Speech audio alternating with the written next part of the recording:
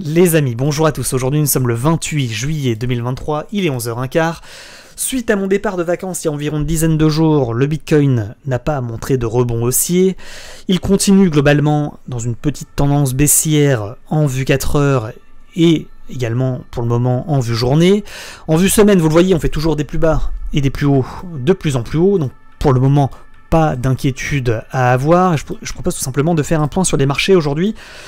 Sur le Bitcoin, sur le dollar, sur le Nasdaq, sur Capstable, sur Euro-Dollar, sur l'or, sur Ethereum et sur bien entendu quelques crypto-monnaies triées sur le volet. Donc c'est parti, on y va, on débute directement par cette vue sur le Bitcoin, cette vue hebdomadaire, avec également ces bandes de Bollinger, vous le savez, qui sont plutôt contractées en vue semaine, un rebond sur MM20 que l'on espère tous aux environs des 28 400 $.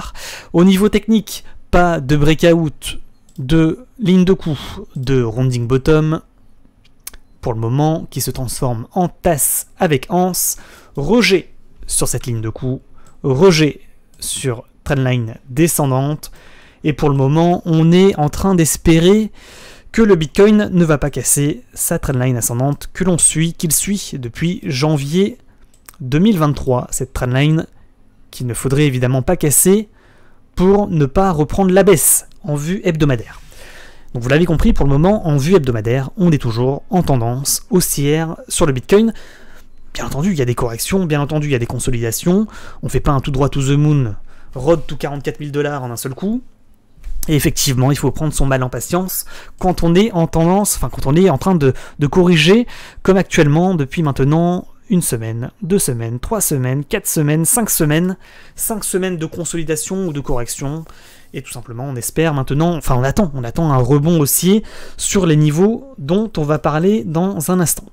Donc on a fait le point en vue hebdomadaire, on a fait le point sur les bandes de Bollinger avec ces bandes de Bollinger assez contractées, hein. C'est pas tous les jours qu'on a des bandes de Bollinger contractées comme ça. Je rappelle, hein, quand on casse la bande haute de Bollinger suite à une compression de cours par le haut, comme c'est en train de se passer actuellement, on attend un mouvement d'ampleur, un mouvement important comme ici, hein. Un rallye haussier d'environ une trentaine de % minimum. Et de la même manière, si on devait, à contrario, casser la même 20, se retrouver en bande basse sur bande basse de Bollinger, casser cette bande basse et le dernier plus bas, on attend un mouvement baissier important, hein, un retour à 19 500, voire vraiment au point de départ, c'est pas non plus un scénario à négliger. On est assez contracté en vue semaine, la cassure de la bande haute de Bollinger sera un signal d'achat important, et la cassure de la bande basse de Bollinger sera un signal de vente important. Avec effectivement ce premier top, deuxième top, cassure de ligne de coup de double top, aux environs des 25 000 $, c'est une reprise, ça serait une reprise de tendance baissière pour aller rechercher à minima les 20 000. Ça, vous le savez, et c'est effectivement un préalable à rappeler en début de vidéo YouTube. Au niveau de la vue maintenant journalière, donc on retrouve cette énorme structure, quand on aligne les points hauts et les points bas, évidemment, on attend probablement un rebond plutôt dans cette zone, plutôt qu'au milieu de nulle part, parce qu'actuellement on est un petit peu quand même, il faut le dire, au milieu de nulle part, donc c'est pas impossible que s'il doit y avoir rebond, ça soit effectivement dans cette zone, aux environs des 28 000 $. S'il n'y a pas de rebond dans cette zone, par contre, ça commencerait à mon avis à être inquiétant. C'est ce dont on a parlé d'ailleurs sur Telegram, j'ai fait des points quotidiens, vous le savez, sur Telegram. Et c'est ce que j'ai dit dernièrement, de dire tout simplement on est toujours en tendance haussière en vue semaine, et les signaux inquiétants seraient, premier signal inquiétant, un passage sous 28 000. Et un deuxième signal très inquiétant serait un passage sous 25 000. Tout simplement parce que sous 28, on casse la trendline ascendante que l'on suit depuis janvier 2023, donc ça serait potentiellement un premier signal de retournement baissier, et le signal de retournement baissier serait confirmé sur cassure des 25, parce que premier top, deuxième top, on casse le dernier plus bas, donc ça serait un failure swing pour finalement retracer totalement et revenir aux 20 000. Donc ce serait premier signal inquiétant 28, deuxième signal inquiétant 25. C'est ça que ça veut dire en vue semaine. Vue journée, donc toujours des tendances. On voit ce qu'il fait actuellement. Globalement, il fait quoi? Il fait rallye, consolide, rallye, consolide, rallye, consolide. Donc pour le moment, on est toujours dans une configuration comme ça. On n'est pas, on n'est pas en train de rallye baissier. S'il y avait rallye baissier, vous serez dans le rouge écarlate, et vous n'aurez pas des cryptos qui sont certaines dans le vert, certaines dans le rouge, on serait dans un crash, on serait en train de paniquer, et en train de se dire, oulala, il faut vite revendre et prendre les profits qu'on a réalisés depuis maintenant 1 an. Enfin, depuis maintenant 6 mois. Au niveau de la vue journalière, donc on avait, avant de partir en vacances, effectivement une sorte de biseau d'élargissement ascendant à angle droit, qu'on a cassé par le bas. On a cassé le support, hein, vous le voyez, hein, aux environs des 29 700 $. On a fait un pullback, cassure, pullback. Pendant un moment, je me suis dit, oulala, si on réintègre, ça sera boule. Pas de chance, il y a eu rejet sur ce niveau, pas de réintégration dans la structure qu'on pourrait également apparenter à un range, hein, tout simplement. Donc pas de réintégration dans le range, pour le moment. Tac, je vais le tracer d'ailleurs pour rappel. Hop là. Et on espère maintenant, potentiellement, pour les holders et pour ceux qui veulent tenter des longues, un potentiel double bottom. Hein, premier bottom, deuxième bottom, cassure de ligne de coup de double bottom, réintégration dans le range, reprise de hausse. C'est ça qu'on espère. Maintenant, il faut le dire, il n'y a pas de force acheteuse.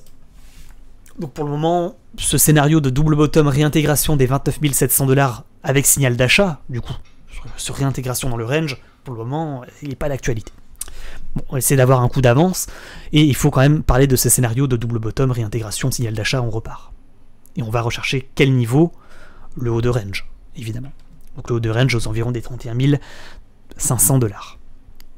Et du coup, on aurait un signal d'achat ici.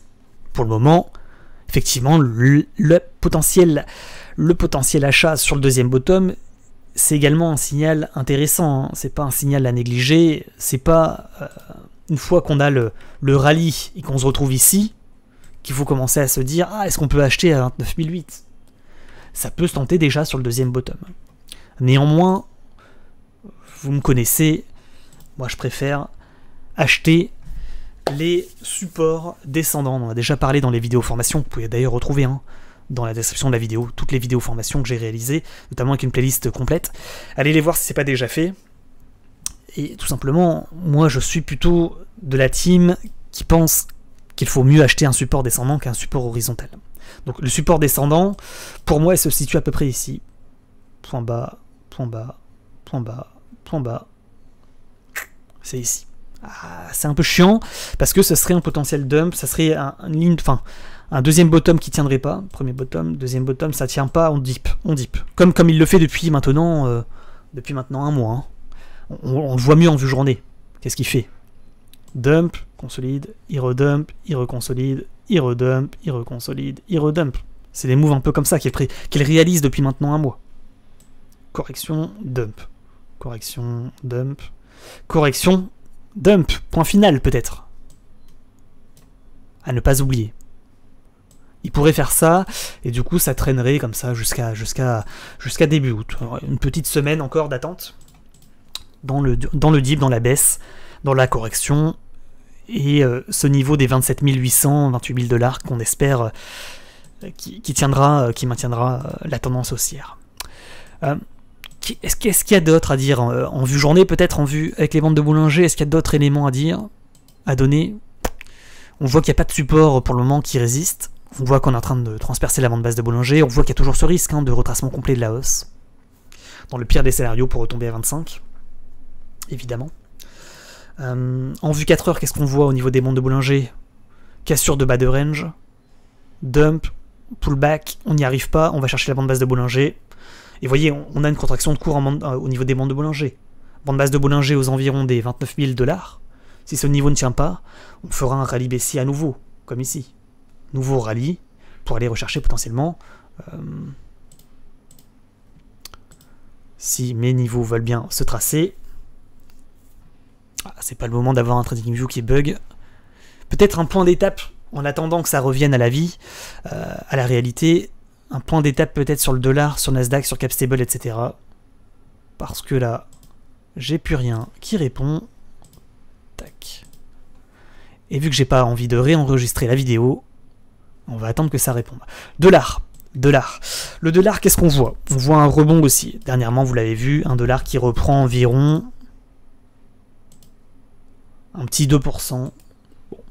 en vue trimestrielle, point bas, range, premier bottom, deuxième bottom, qui est sur une ligne de coup de double bottom, il va chercher l'objectif. Il redip, il revient chercher le haut de range. Il réintègre le haut de range, il met des mèches, il essaie de ne pas réintégrer ce range pour peut-être potentiellement, s'il casse les 103 points, reprendre la hausse et aller chercher quoi? Premier top, deuxième top, double top, bas de range. Coup classique également. Autre possibilité, on casse le dernier plus bas aux environs des 100.8, on redip, on va chercher le bas de canal, pour finalement continuer dans le canal. Donc pour le moment, on va conclure sur le dollar. Si on devait repasser au-dessus des 103.7, 103.8, il donne, on va arrondir à 104 points, il donnerait un signal d'achat, de reprise de hausse. Pour le moment, on est en tendance plutôt latérale, entre 100, 100.8 et 103.8. Voilà, il est en tendance plutôt latérale, avec quand même, il faut le dire, des mèches à la baisse qui montrent que pour le moment, les acheteurs n'ont pas dit leur dernier mot et ils ne veulent pas laisser tomber le dollar en bas de canal. Donc, tendance latérale depuis maintenant un petit 6 mois sur le dollar, entre ces deux niveaux. Sur le Nasdaq, rounding bottom, casse la ligne de coup du rounding, pump, rejet sur résistance, dont on a parlé dans la dernière vidéo YouTube, hein, je vous invite à aller la voir. On en avait parlé, on avait dit tout simplement que ce niveau des 15 900, 16 000 points allait être potentiellement le niveau de rejet, c'est ce qui est en train de se passer. Petit rejet, est-ce qu'il y a dip, est-ce qu'il y a crash? Non. Il n'y a pas de crash sur les marchés financiers actuellement. On est plutôt toujours dans la tendance haussière. On monte doucement mais sûrement. À un moment donné, ça finit par corriger. Si on reprend, si on fait un parallèle, tendance haussière, à un moment donné, on se fait rejeter, on se prend une grosse bougie rouge, boom, dump. Et là, il fait en double bottom de continuation de la hausse avant de continuer. Donc ça serait une correction. Si on devait refaire un mouvement similaire, ça serait un rejet peut-être en double top ici, double top. On dump, boom, on corrige comme ici. Et ensuite, premier bottom, deuxième bottom, on continue. Ce serait des mouvements comme ça qu'on attend sur le Nasdaq, pas forcément un énorme chandelier rouge de retracement complet. Ça serait un crash comme ici. Pour faire une sorte de crash comme ça, il faudrait vraiment une news négative. Peut-être une guerre ou j'en sais rien. Un virus qui sort de je ne sais où. Pour faire un dip comme ça, là, très clairement, on risque de corriger, effectivement. Mais ça sera pour mieux continuer la hausse, à mon avis. Pas de gros signal de vente sur le Nasdaq. Pas de signal de vente. Hein. Effectivement, on risque de dip comme ça pour siphonner un peu la liquidité et pour take profit, parce que ces personnes quand même font du profit depuis janvier, ils prennent 50%, à un moment donné ils prendront leur profit, et ça fera un chandelier rouge, évidemment, mais est-ce que ce sera pour tout retracer? Ça c'est pas certain, je pense pas en tout cas. Sur maintenant euro-dollar, pour peut-être compléter pour mettre en parallèle dollar et euro-dollar, c'est plus précis sur euro-dollar, pour voir où est-ce qu'on en est. Donc, qu'est-ce qu'on voit? Quand ça monte, c'est l'euro qui monte. Quand ça baisse, c'est le dollar qui monte. C'est ça que ça veut dire. Donc là, on voit que depuis octobre 2022, c'est plutôt l'euro qui monte face au dollar. On voit que on est re-rentré dans le range. Que tout simplement, on s'est fait rejeter en milieu de range. Que l'objectif, quand on se fait rejeter en milieu de range, c'est le bas de range. Et que c'est pas improbable qu'on retombe à 101.05. Et que si on retombe à 1.05, ça veut dire qu'on a un dollar qui monte. Si on a un dollar qui monte, ça veut dire qu'on a un dollar qui remonte à peu près à 107, 108 points. Donc euro-dollar, on est plutôt sur un euro toujours fort plutôt par rapport au dollar, et un dollar plutôt faible depuis 6-8 mois. Et qu'à un moment donné, on voit que c'est pas impossible qu'on fasse une sorte de double bottom pour mieux peut-être casser le milieu de range, le faire en deux temps. Pour casser, aller chercher le haut de range. Donc un euro qui galère un petit peu en ce moment, mais face au dollar, mais en réalité c'est plutôt une correction classique et pas une reprise de hausse sur le dollar. La reprise de... Bon, après, dans le pire des scénarios, c'est un énorme double bottom. Hein. Et ça serait un dollar fort qui reviendrait à ses points les plus hauts, hein, aux environs d'ici. Et ça serait le double top dont on a parlé. Double top, tac, tac. Bon. c'est pas également improbable, mais c'est pas vraiment le scénario privilégié. Sur euro-dollar, c'est plutôt, moi, le scénario privilégié, c'est un retour à 1.05. Voilà. Pour prise d'élan et casser le milieu de range ensuite. Sur l'or, tendance latérale toujours, hein, entre les 1700 points et les 2080 points, avec un rejet, correction, un retour à 1900 points, point de rebond, pour peut-être aller rechercher le haut de range ou le faire en deux temps, premier top, deuxième top, tac, cassure de ligne de coup de double top, il s'effondre, il réintègre le range et retombe sur le niveau des 1800 points. Donc, conclusion sur l'or, on est plutôt toujours en tendance latérale. Le gros signal d'achat, s'il devait y en avoir un, ça serait une cassure des 2080 points. Pour le moment, c'est plutôt une tendance stable, tendance plutôt latérale. Est-ce que le Bitcoin est revenu à la vie? Oui, on va pouvoir reprendre l'analyse sur le Bitcoin. Tout est imbriqué, hein, c'est pour ça que je m'amuse à analyser le dollar index, l'euro-dollar, Nasdaq, Capstable, évidemment, parce que tout est imbriqué, le dollar et le Bitcoin en pâtira. S'il devait y avoir un rejet sur le Nasdaq et un dollar fort, évidemment que le Bitcoin continuerait sa baisse. Bon, après on avait presque terminé sur le Bitcoin. On voit que si ce niveau est cassé, on ira probablement chercher ce niveau, aux environs des 28 500. Ce serait un bon niveau pour tenter un buy the dip. Sur un support descendant, on respectera la règle achat sur support descendant. néanmoins, par rapport à cet achat sur support descendant, c'est en vue 4 heures, c'est pas en vue journée. Et vous savez que je préfère quand même les achats sur support descendant en vue journée. Moi je pense que le meilleur niveau quand même serait quelque chose comme ça. On dip, on remonte, on redip, et finalement, c'est plutôt ce niveau-là, ce point-là qui sera à mon avis un point d'intérêt majeur, parce qu'on sera sur un support long terme, et il faut peut-être attendre patiemment qui descend tout simplement dans un canal descendant ou un biseau d'élargissement descendance Bitcoin, patiemment, pour retenter un achat peut-être sur ces niveaux, des 27 600, 27 700, 28 000 $ environ, qui sera la zone d'intérêt, tout simplement. En attendant, le signal d'achat qu'on attend, c'est, s'il doit y avoir un signal d'achat, ça serait une cassure de résistance descendante, évidemment. Et potentiellement une réintégration dans le range, on en a déjà parlé, premier bottom, deuxième bottom, signal d'achat. Voilà. Néanmoins, vous le savez, achat en bas, vente en haut.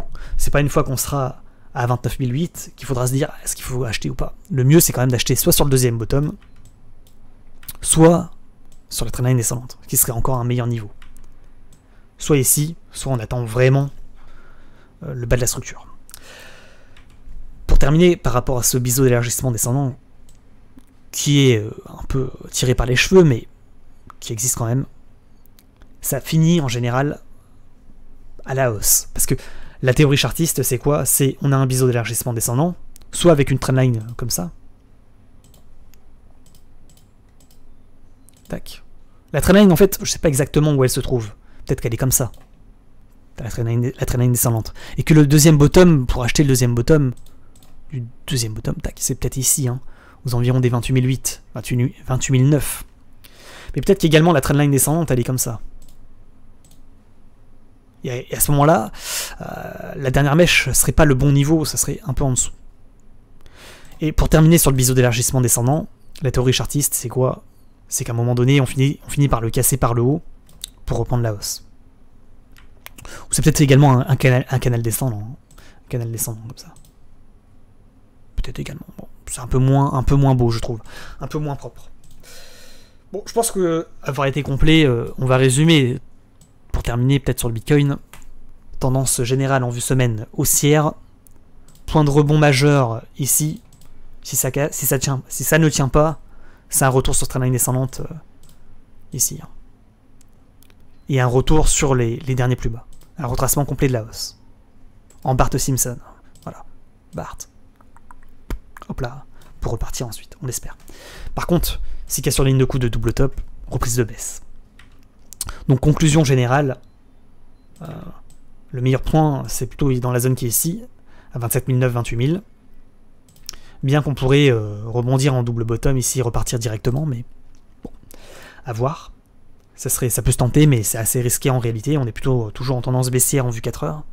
Et par conséquent, tant qu'on est en tendance baissière, vaut mieux shorter. Hein. sur les résistances.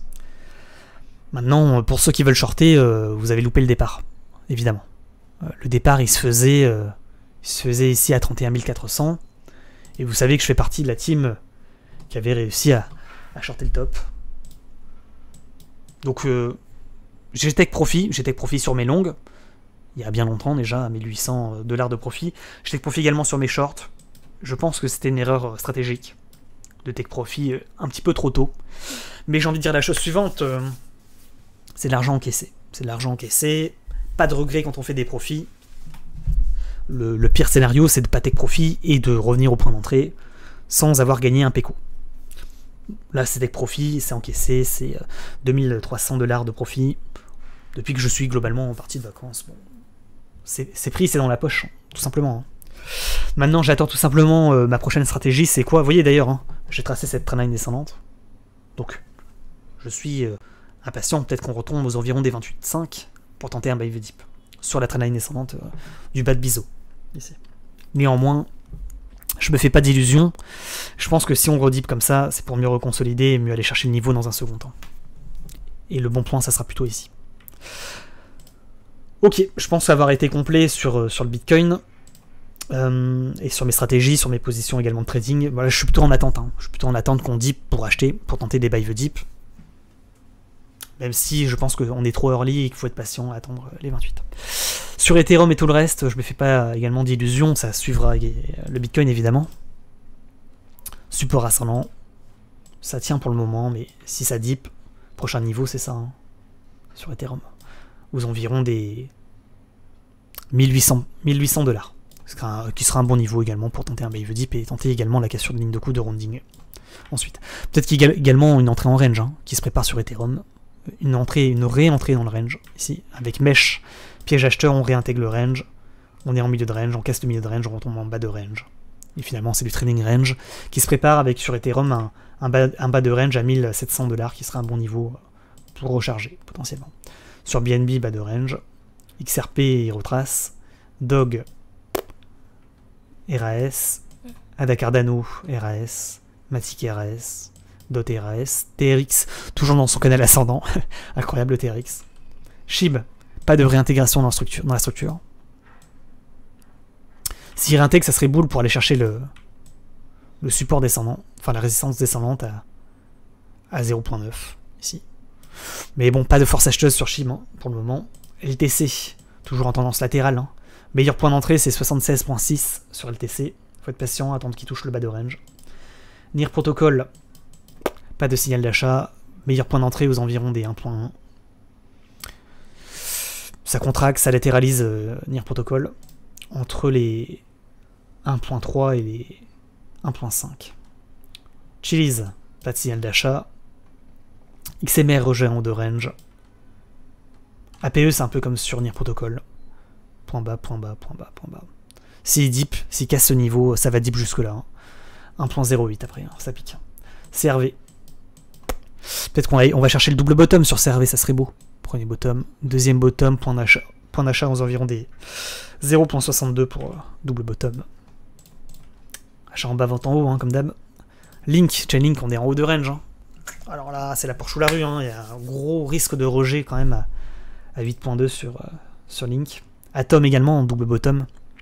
Point bas, double bottom, on repart.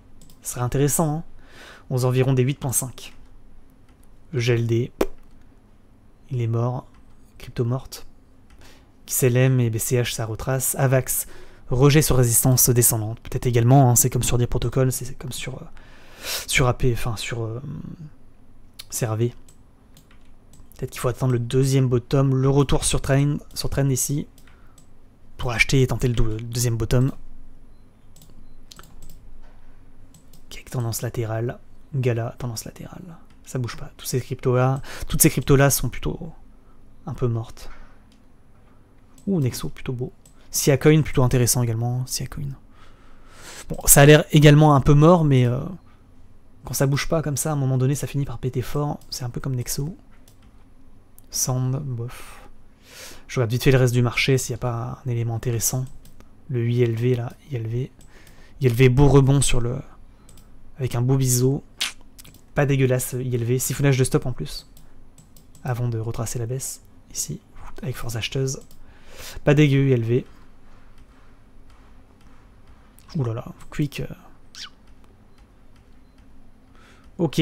Bon les amis, rien à dire de particulier, hein. Ça dépendra également du Bitcoin, évidemment. Hein. J'ai rien à dire de particulier de plus, je pense que tout a été dit dans cette vidéo YouTube. Après, effectivement, si on devait résumer sur le Bitcoin, je dirais la chose suivante, hein, au niveau des mondes de Bollinger, préparez-vous au prochain mouvement. Hein. J'espère vraiment qu'on va pas casser la monte basse de Bollinger aux environs des 25 000, hein, sinon c'est l'effondrement, hein, évidemment. Hein. Là, on est vraiment sur la... On espère que la MM20 va tenir aux environs des 28 000 pour prise d'élan, retenter la cassure des lignes de coup de rounding, casser la bande haute de Bollinger aux environs des 32 et repartir très très fort aux environs des 44. C'est ça que j'espère, hein, actuellement. C'est notre espoir, hein. Et entre guillemets notre seul espoir, hein, parce que si ce niveau ne tient pas aux environs des 28, ça va commencer à chier mou, là. Ça perd de... On cassera un support ascendant long terme depuis janvier 2023, ça serait vraiment un premier signal, comme j'ai dit sur Telegram, un premier signal inquiétant. Premier signal inquiétant. Les amis, j'espère que cette petite vidéo YouTube vous a plu. C'est tout pour moi. N'oubliez pas de nous rejoindre sur les différents réseaux, sur Twitch notamment pour du trading en direct. Et également, allez voir les vidéos formations que vous avez en description. Et c'est tout pour moi. Je vous souhaite une agréable fin de semaine, un bon week-end pour ceux qui travaillent, et des bonnes vacances pour tous ceux qui sont en vacances. A très bientôt. Ciao, ciao.